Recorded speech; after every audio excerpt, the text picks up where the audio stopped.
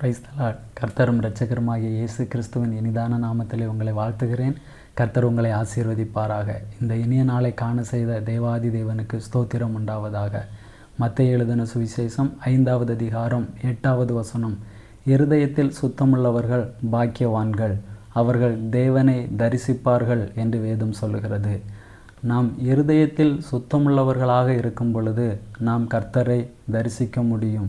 எபிரேயருக்கு எழுதின நிருபம் 12வது அதிகாரம் 14வது வசனத்தை வாசிக்கும் பொழுது, யாவரோடும் சமாதானமாய் இருக்கவும் பரிசுத்தமுள்ளவர்களாய் இருக்கவும் நாடுங்கள், பரிசுத்தம் இல்லாமல் ஒருவனும் கர்த்தரை தரிசிப்பதில்லையே என்று வேதம் சொல்கிறது.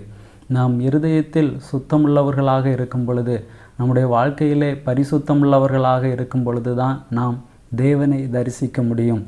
யாக்கோபு எழுதின நிருபத்திலே 4வது அதிகாரம் 8வது வசனத்திலே வாசிக்கும் பொழுது, இருமனமுள்ளவர்களே உங்கள் இருதயங்களை பரிசுத்தமாக்குங்கள் என்று எழுதியிருக்கிறார். அப்போ நம்முடைய இருதயம் எப்பொழுதுமே பரிசுத்தம் உள்ளதாக இருக்க வேண்டும்.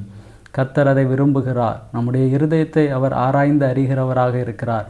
மனிதன் ஒருவேளை நம்முடைய முகங்களை பார்க்கலாம், ஆனால் கர்த்தர் நம்முடைய இருதயத்தை அறிந்திருக்கிறார். நம்முடைய இருதயங்களை பார்க்கிறார். நம்முடைய இருதயம் எப்படிப்பட்டதாக இருக்கிறது என்று வெளிப்படுத்துதலில் வாசிக்கும் பொழுது கூட 22வது அதிகாரம் 11வது வசனத்திலே வாசிக்கும் பொழுது, அநியாயம் செய்கிறவன் இன்னும் அநியாயம் செய்யட்டும், அசுத்தமாயிருக்கிறவன் இன்னும் அசுத்தமாயிருக்கட்டும், நீதி உள்ளவன் இன்னும் நீதி செய்யட்டும், பரிசுத்தம் உள்ளவன் இன்னும் பரிசுத்தமாகட்டும் என்று எழுதப்பட்டிருக்கிறது.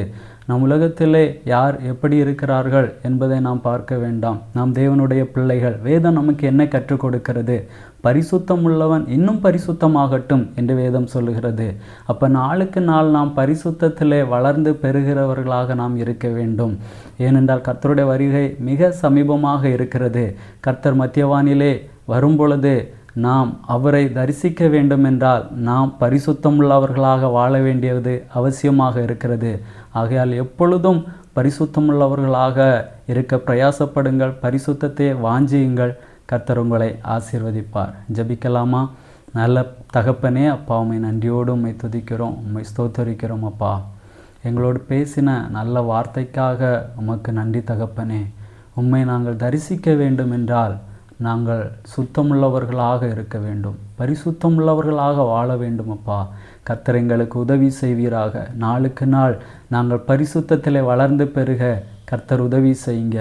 வேதத்திலே வாசிக்கும் பொழுது பரிசுத்தமுள்ளவன் இன்னும் பரிசுத்தமாகட்டும் என்று வேதம் சொல்லுகிறது.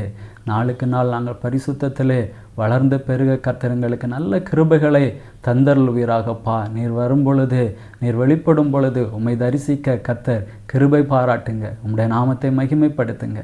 இயேசுவின் நாமத்தில் பிதாவே, ஆமேன். God bless you.